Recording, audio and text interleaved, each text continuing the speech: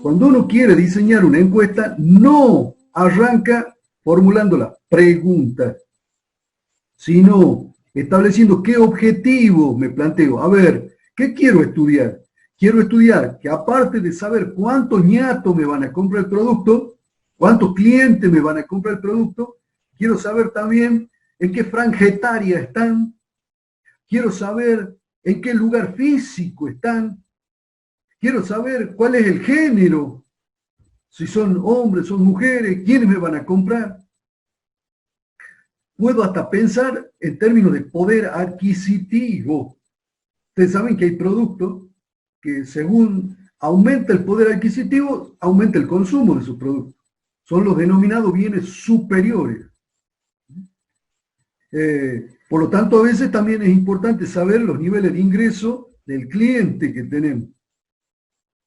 Por cierto, los bienes superiores tienden a venderse no solo sobre la base de precio.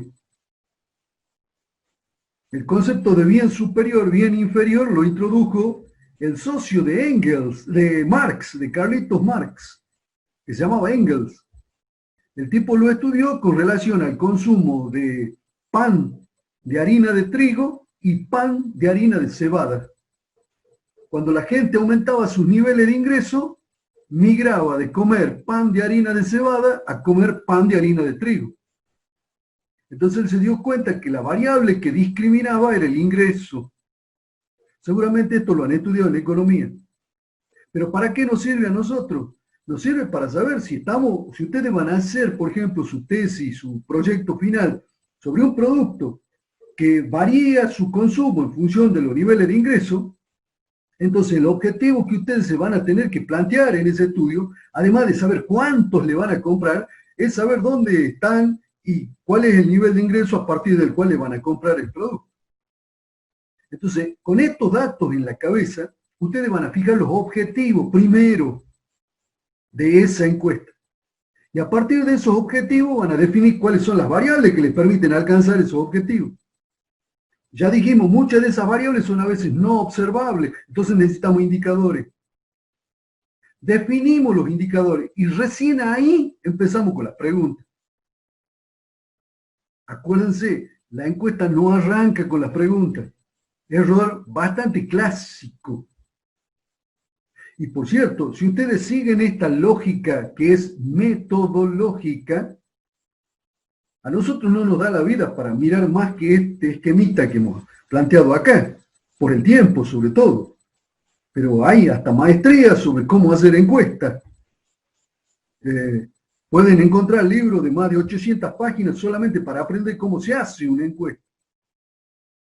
Nosotros estamos viendo el ABC de la encuesta, pero a pesar de ser el ABC, estas pocas cosas que estamos viendo realmente les va a permitir hacerla la encuesta. Ahora bien, una vez que tengan eso en claro, cuáles son los objetivos, cuáles son las variables, cuáles son los indicadores, y formulan, no en la computadora, a mano, en un papel, lo que podían ser las preguntas que sean representativas, ahí recién se van al Google Form y las vuelcan ahí. Pero es preciso que ustedes las imaginen primero en función de los objetivos que quieren estudiar. Esa es una clave metodológica importante. Bien, pongo en pantalla y continuamos, si les parece, con los otros métodos que dijimos que vamos a ver. Dijimos que íbamos a ver el método Delphi y dijimos que íbamos a ver el método de los coeficientes técnicos. Y para rematar vamos a ver la importancia del tamaño del proyecto, de dónde viene, cómo calculamos el tamaño del proyecto. Esto que acabamos de mencionar para la encuesta, acuérdense que va en ese orden. Una vez que la tienen a las preguntas, es necesario probarlas con 2 o 3 personas que sean los respondentes que estamos buscando. siempre es importante aclarar el lenguaje con el cual están formuladas las preguntas. No todo se entiende de la misma manera. Y a nosotros lo que nos interesa es que el respondente entienda el significado original con el que nosotros formulamos la pregunta. Para lo cual tenemos que saber si está bien formulada la pregunta en castellano. Por eso el pretest. De ahí mandan la encuesta. En algunos casos será física, que ya cada vez menos. Google Form, que cada vez más. Y entonces van a capturar una serie de definiciones. Por cierto, solo algunos comentarios. Las encuestas, allá lejos y hace tiempo, se las solía clasificar en dos grandes categorías. Las encuestas postales se mandaban por correo, iban por escrito, y las encuestas de tipo presencial. Un encuestador iba con la encuesta en la mano y abordaba al interlocutor adecuado, al respondente clave que uno estaba buscando, y le hacía las preguntas, tomaba y anotaba las respuestas. Bien, si ustedes van a usar el Google Form, se parece mucho a las encuestas postales.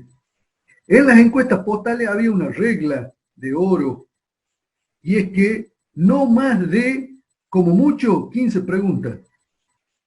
¿Por qué? Porque cuando crecía el número de preguntas, bajaba notablemente la tasa de respuesta. Entonces, acuérdense, si van a hacer para su trabajo final una encuesta, que no sea más de 15 preguntas. Por supuesto, es una regla del dedo, una regla, pero era una regla empírica importante. Entonces, cada vez que a mí me tocaba hacer encuestas postales y tratábamos de reducir y de pensarlas muy bien a las preguntas para que justamente más o menos 15, 16, 14, en ese orden, estuvieran el número de preguntas. Con lo cual aumentaba notablemente la tasa de respuestas. Bien, vuelta entonces al punto. Se ejecuta, obtenemos las respuestas, armamos la matriz de datos. Yo ya les comenté que cada renglón de la matriz, cada pila de la matriz es una encuesta. Y cada columna de la matriz es un indicador. Acuérdense que en la encuesta cada pregunta se refiere a un indicador. La pregunta no es al azar.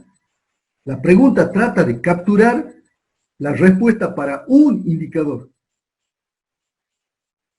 En este sentido, es muy importante que ustedes tengan justamente la capacidad de individualizar bien cuál es ese indicador y señalar para ese indicador cuáles son las posibles opciones. Fíjense que en términos de pregunta, nosotros tenemos distintos tipos de preguntas en una encuesta. Tenemos preguntas de tipo dicotómica, es decir, preguntas donde el respondente dice sí o no. La buena práctica ahí es agregar no sabe, no contesta. ¿Por qué? Bueno, porque algunas veces el respondente o no sabe o no quiere comprometerse dando una respuesta. ¿Vieron la jueza esa Figueroa que le preguntaron quién la apretaba? Y le dijeron que diga que sí o que no.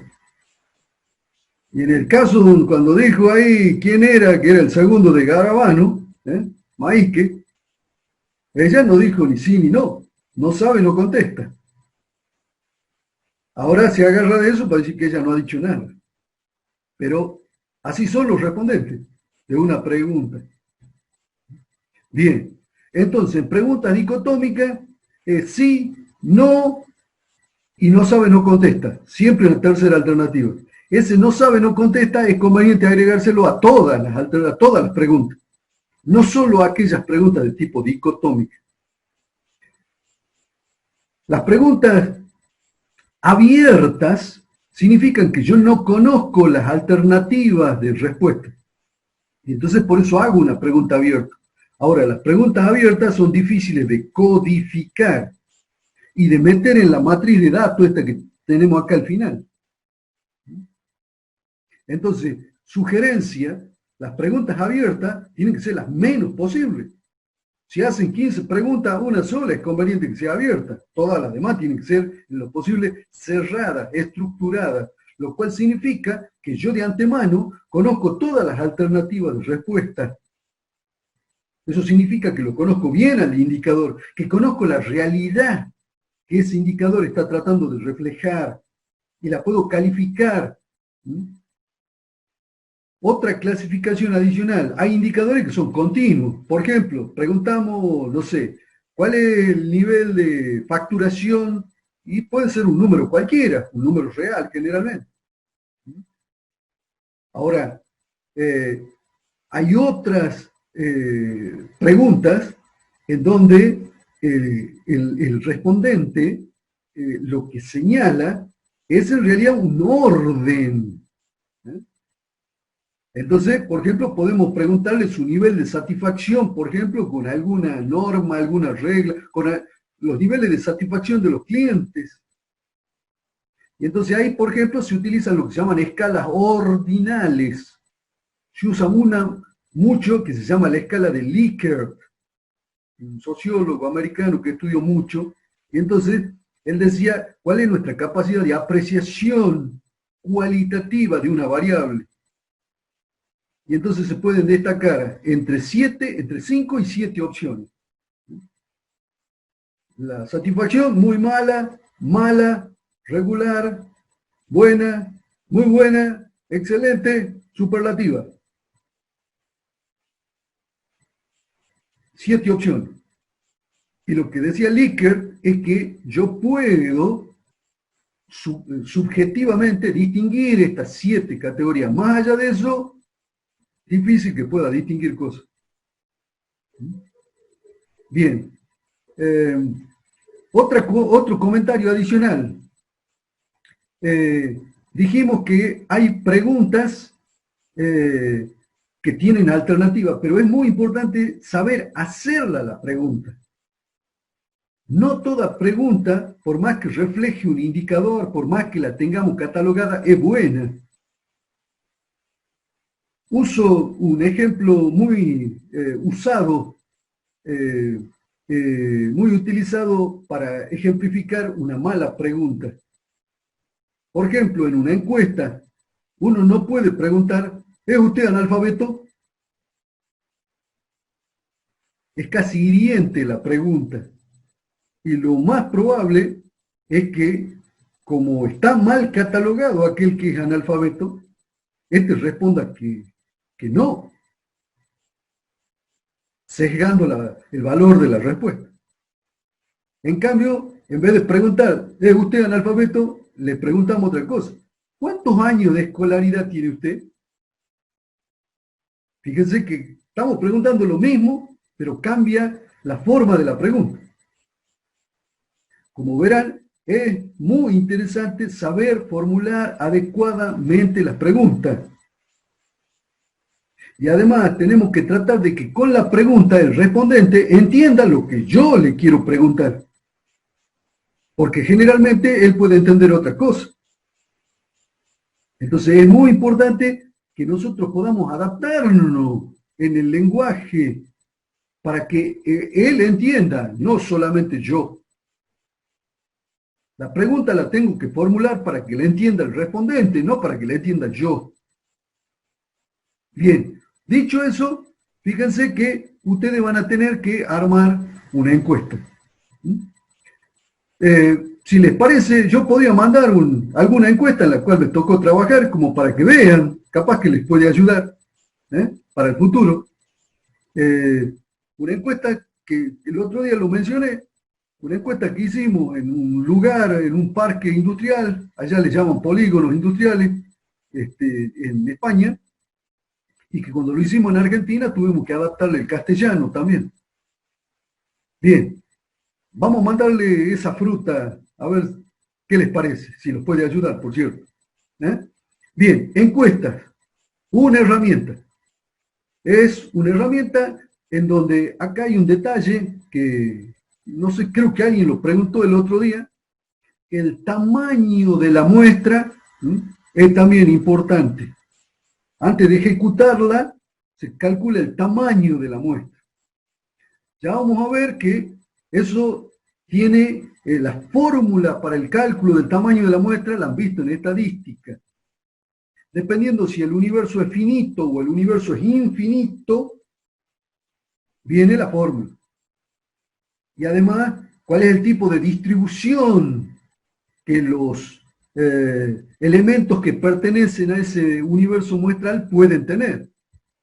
Generalmente se supone una distribución normal, pero hay veces que sabemos de antemano que ese universo muestral tiene otra distribución. Por ejemplo, si ustedes quieren hacer una encuesta de las máquinas que funcionan y las que no funcionan, en ese universo muestral, la distribución no es la normal, sino que es la de Poisson. ¿Por qué?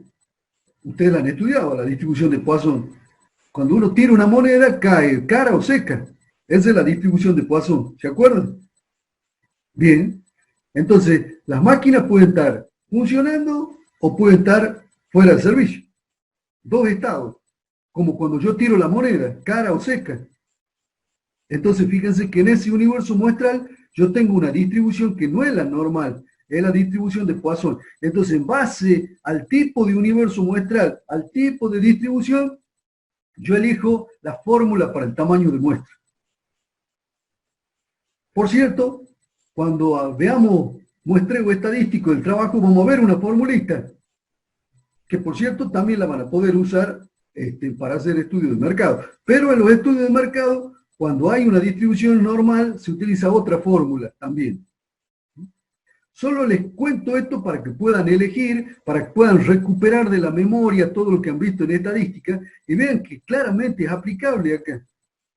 La encuesta lo que trata de hacer es a una porción del universo muestral que es estadísticamente representativa, estudiarla y extrapolar todo eso que estudiamos al resto del universo muestral. Esa es la lógica de base, ¿está bien? Estudiar una pequeña muestra estadísticamente representativa y extrapolar esos datos al resto del universo muestral. Esa es la lógica central de la encuesta. ¿Está? ¿Alguna duda, alguna inquietud, algún comentario, alguna pregunta? Solo agregaría un detalle. Fíjense que nosotros venimos diciendo cuáles son los supuestos de base. El supuesto de base de esta herramienta es que el respondente me dice la verdad. Pregunta, ¿qué pasa si me miente?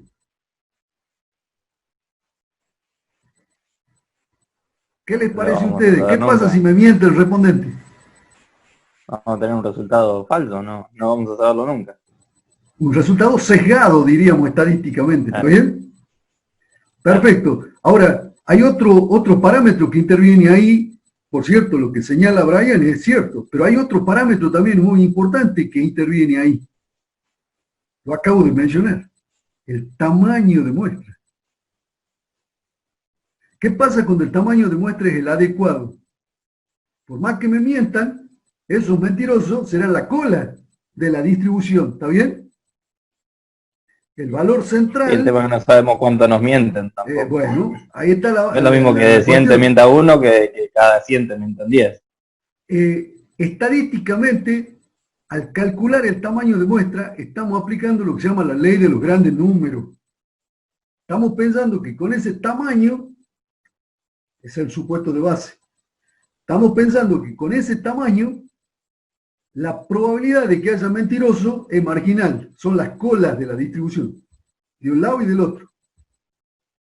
Por cierto, por esto es tan importante, ustedes habrán escuchado permanentemente en los medios de comunicación hablar de la encuesta de acá, la encuesta de allá, tienen que ver cuál es el tamaño de muestra y cuál es el nivel de confianza. Sí, adelante, Ricardo.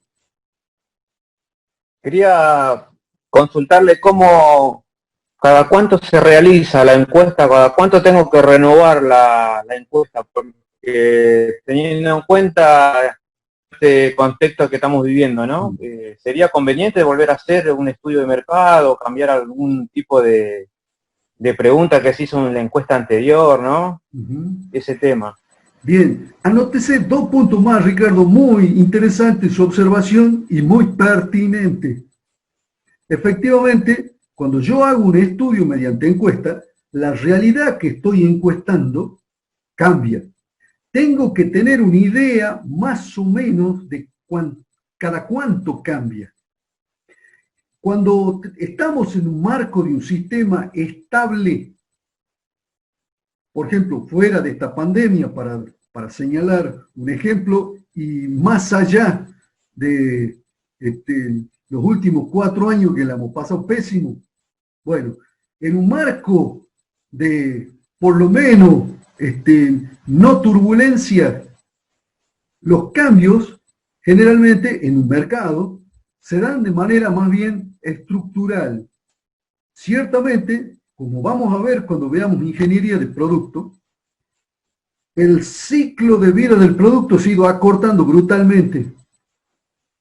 Entonces, hay que también tener en cuenta, si estamos hablando de encuesta, para calcular la demanda de un producto, tenemos que tener en cuenta el ciclo de vida del producto. Yo no sé si en esa dirección apuntaba usted, pero permítame aclarar, después le consulto de vuelta a ver si he respondido a su observación. Generalmente, cuando uno estudia un producto en el mercado, tiene que tener en cuenta justamente el ciclo de vida del producto. Además, cuando veamos justamente ingeniería de producto, vamos a ver que ese ciclo se lo puede ejemplificar con una curva. Entonces, dependiendo de dónde estamos en la evolución del producto, nuestras preguntas estarán orientadas en una o en otra dirección. Por ejemplo, un producto que recién se lanza al mercado, que está en un mercado, en un nicho de mercado que está en una ebullición, porque el producto está haciendo mucho ruido, tiene mucha aceptación, y no alcanzamos a vislumbrar bien cuál va a ser la demanda final de ese producto. Entonces, en un producto, en un marco muy cambiante, todavía, es conveniente hacer encuestas, por ejemplo, cada 3 meses. Cada 3 meses vamos viendo cómo es la evolución del producto. Esto pasó, por ejemplo, en el mercado de los celulares. Celulares como el iPhone, cuando lo lanza la empresa Apple, hacía encuestas cada 2 meses. ¿Por qué?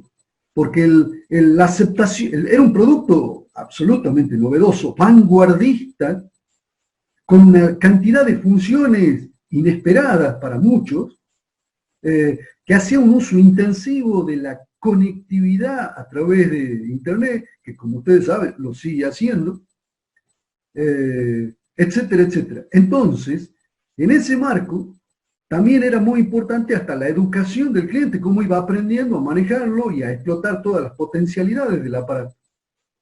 Bueno, en ese marco, en el lanzamiento del producto, cada 2 meses. En la actualidad, probablemente cada 6 meses, porque hay un montón de gente que ya tiene iPhone, sabe más o menos usarlo, hay una comunidad, y el producto está ya entrando en la zona del amesetamiento. Por cierto, tanto en un caso como en el otro, en condiciones normales de presión y temperatura, en un entorno más o menos que evoluciona, por cierto, cambia, pero con una velocidad de cambio que no está acelerada por factores exógenos, como podría ser la pandemia en este caso. Entonces, vuelvo al punto. Cuando yo quiero estudiar un producto, y además quiero estudiar cómo evoluciona su penetración en el mercado, la aceptación por el cliente, los canales de distribución por los cuales comercializamos el producto, y también, ¿por qué no?, los efectos de la publicidad y la propaganda. Cuando yo quiero estudiar todos esos elementos, debería hacer una encuesta que tenga en cuenta en qué fase del ciclo de vida del producto está. Por cierto, si el producto lo tengo al final del ciclo de vida, es decir, que ya le queda muy poco hilo en el carretel al producto, bueno, haré una encuesta pensando en que el producto no dura más de, a lo sumo, 1 año y se liquida. Entonces, como verá, en el caso de estudiar un producto, con las encuestas, tenemos que tener de referencia dos cosas. Primero, el entorno de mercado. Segundo, la evolución propia del producto en el tiempo. No sé si por ahí avanzaba su observación, Ricardo. Sí, era un poco a eso lo que me refería, que teniendo en cuenta también yo no sé si sería correcto expresarlo como el ciclo de vida de la demanda también, porque no solamente del producto, ¿no es cierto? Sí, en realidad está muy importante su observación. El ciclo de vida del producto tiene que ver justamente con la demanda. El producto nace, por cierto, ¿por qué no se lo relaciona directamente con la demanda? Porque el producto a veces puede tener su propio mensaje e inclusive crear demanda ahí donde no la había. Entonces, por ese motivo es que generalmente la mirada y el análisis se lo focaliza en el producto y en la capacidad de evolución del producto. Indudablemente, la demanda tiene que responder. Por eso, ustedes seguramente han estudiado las famosas 4P. Ahí la empresa tiene la capacidad, fijando el precio, innovando en términos de producto, eligiendo el canal de distribución o plaza y también seleccionando una estrategia adecuada de publicidad y propaganda, las 4P. Entonces, la empresa, el oferente, tiene capacidad de maniobra en el mercado. No es solo la demanda. Por cierto, si me permiten solo un detalle, a partir de los años 80, la demanda parecía que había copado los mercados, que ya no era el oferente. Pero se han hecho estudios y no hace mucho tiempo atrás, no hace más de 10 años atrás. Por ejemplo, un famoso estudioso francés se llama Benjamin Coriat. Tiene un librito muy bueno, se lo recomiendo, se llama Made in France, en donde él habla de la competitividad de la industria francesa. Y él puede identificar acabadamente que, si bien es cierto, la demanda tiene hoy pantalones largos y también impone criterio en los mercados, lo que dice Benjamin Coriat es que la oferta no ha perdido gravitación. Y entonces, en el caso sobre todo de la evolución del producto, el fabricante captura indudablemente la sugerencia y las experiencias de los consumidores en el consumo del producto, lo que se llama en mi barrio learning by using, el aprendizaje por el uso. Ahora bien, dicho eso, también el oferente pone el producto en el mercado en tanto en cuanto le convenga. En términos de rentabilidad, si la rentabilidad del producto baja, el oferente directamente no lo produce. Entonces, el oferente todavía tiene una importante capacidad. Cuando veamos ingeniería de producto, vamos a ver, por cierto, que la demanda claramente interviene, pero vamos a ver cómo interviene. Vamos a utilizar un enfoque de este gran estudioso que es del marketing que se llama, todavía no ha muerto, ya lo hice muerto, pero no está muerto, se llama Philip Kotler. Y Philip Kotler nos recuerda permanentemente que el producto no es lo que nosotros fabricamos, sino lo que el cliente percibe. Y entonces la encuesta trata de capturar también esa percepción del cliente, pero siempre enfocada en el producto. Por eso lo estudiamos al producto. ¿Está bien? Es decir, que capturamos la demanda, cómo evoluciona la demanda, a través de la percepción del producto. Y nuestra unidad de análisis es el producto. ¿Y por qué lo estudiamos desde el producto? Porque a nosotros lo que nos interesa es traducir la percepción del cliente en especificaciones técnicas para poderlo fabricar. Por eso nuestra unidad de análisis es el producto en esta historia. Esta es la clave. Nosotros estudiamos la demanda, pero intentamos hacerla desde la perspectiva del producto.